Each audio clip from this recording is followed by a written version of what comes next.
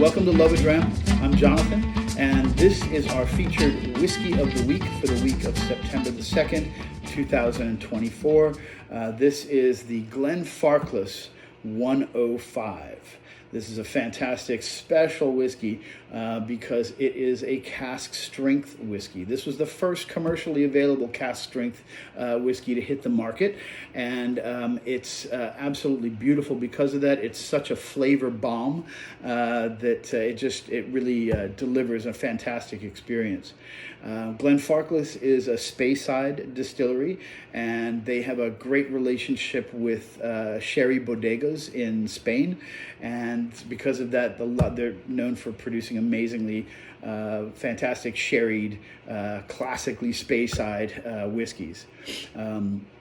They are a family-owned business and operated business. So the Grant family has owned this distillery since 1865. They're now going for 5 generations of the same family being owners, and they're part of the whole history of the Speyside whiskey industry.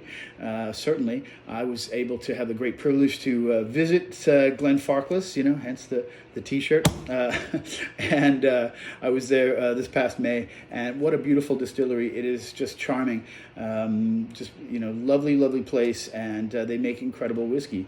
They they were actually the second distillery in Scotland to ever open a visitor's center that was open to the public. That was in 1973. Glenfiddich was the first one, in case you're curious.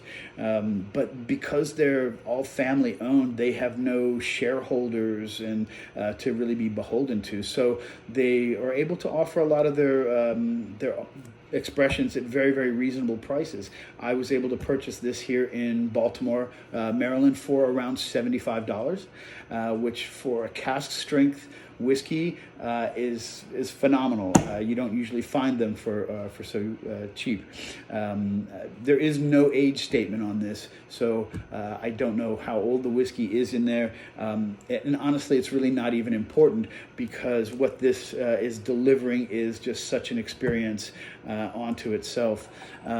Look at that absolute gorgeous amber gold color. So this has been in some probably some sherry casks for some time to pick up that amount of color, and the strength of the alcohol delivers full on flavors and aromas on the nose.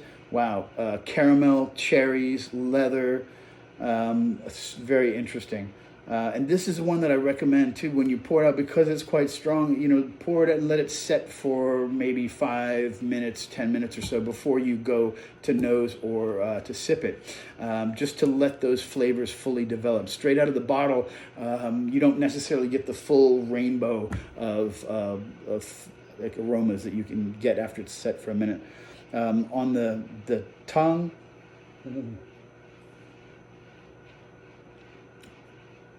Wow, that's a huge palate. It is very, very strong. So I actually recommend that when you do drink it, you drink it slower than I just did. But wow, you get fruitcake, toffee, treacle, oakiness, absolutely, and a really long, lingering finish. It's very, very pleasant. Because it is cask strength, you may want to add a little bit of water to it. You can add just a drop or a little bit more, as I just did there. It's all up to you, personal choice, whatever you'd like. Typically, I just add a drop, but this is, it's strong, but it's not hot. It's so drinkable. You would not believe that you were drinking something that was 60%. I've had stronger, more alcohol-forward whiskeys that have been bottled at 48 or 46% sometimes even. It really depends. This has been really well crafted, and they know what they're doing at Glenfarclas for sure. Water does change it. It reduces some of the sweetness in it, and it brings out a little bit more. It's kind of a cardboard a little more oakiness, I would say. Not unpleasant, but I definitely preferred it before the water. So the nose also kind of, I would say, loses out a little bit. So consider whether you may or might want to add water or not. But if you're ready for a full-on Speyside sherry roller coaster experience, you can't do any better than Glenfarclas. Definitely highly recommend this. This is our Whiskey of the Week for September the 2nd, 2024. Thanks so much, everybody, for tuning in, and Slanja.